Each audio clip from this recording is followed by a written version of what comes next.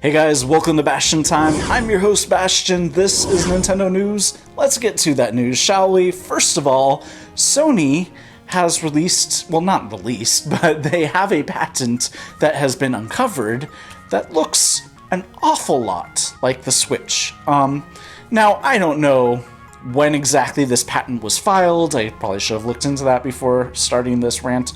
And I also don't know when Nintendo filed their patent for what eventually did become the Switch, but it seems awfully coincidental, and it seems awfully interesting that Sony's patent has only been uncovered after the Switch has been announced for like practically a year now, or how long has it been? Jeez.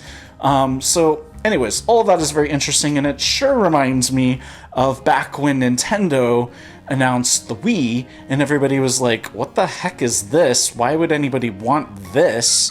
And then the Wii became a super huge hit, and then suddenly both Sony and Microsoft had patents for things that seemed pretty gosh darn similar to the Wii. I think it was Sony had that wand thing that did motion control, and Xbox, you could just do motion control with your hands or whatever.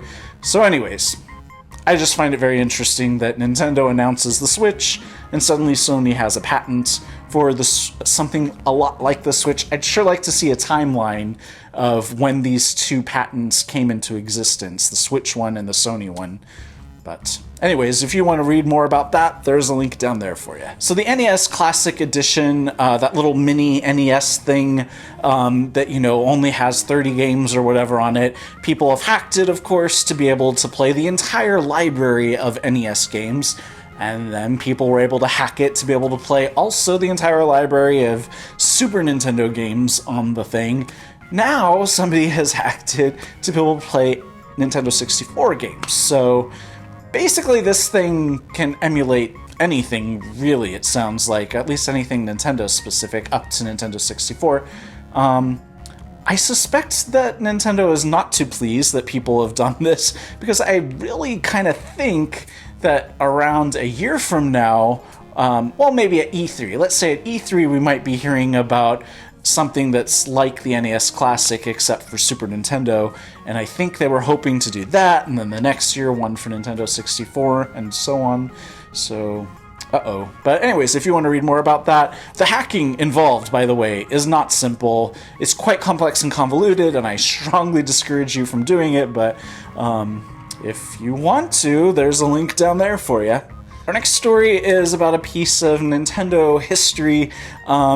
After the Nintendo 64, but before the GameCube, Nintendo it wasn't E3, it was some other event called SPACEWORLD or something like that, that's similar to E3, showed a sizzle reel, is what they're called, of here are a bunch of Nintendo properties, what they could look like on the GameCube. Now, everybody misunderstood this and thought, oh, this thing that we're seeing of Link fighting Ganondorf, a very realistic Link, well, in those days, fighting a very realistic Ganondorf, that's clearly what the next Zelda game is gonna be. And then we got Wind Waker instead, which ticked off a lot of people, and they're like, well, then why did you show us this realistic-looking Link? And in an interview recently for the Arts and Artifact book, the people behind that demo thing explains, first of all, that was never intended to be the game. That was just like a proof of concept, like even less than a proof of concept. It was just like, we could put out a Link design that would look like that, and this is how the GameCube would handle it. But even during the development process of that thing, they were like, no, this would be a terrible idea anyway, because he said he was looking through magazines at the time, and he felt like the Link that they had designed for that SPACEWORLD thing looked way too similar to games that were already coming out, and he didn't want to feel like they're just copying what was happening at the time, so that's why they went in a completely different direction. Well, one of the reasons why they went in a completely different direction with the Wind Waker. Now, history tends to repeat itself, and we had this exact same sort of thing happen recently, where for the Wii U, you might remember, there was, before the Wii U actually came out, there was a similar sort of thing where it wasn't an actual Zelda game, but it was just footage of a very realistic looking Link battling Goma.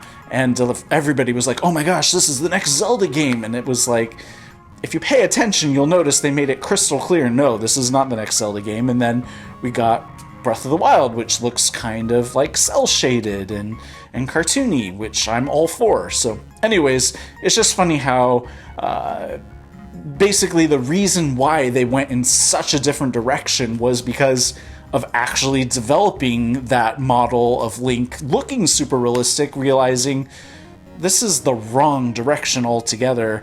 This is not going to be what Link looks like in the next Zelda game. Anyways, if you want to read that full interview, there's a link down there for you. That's it for this episode of Nintendo News. See you guys tomorrow for more news. Bye, guys.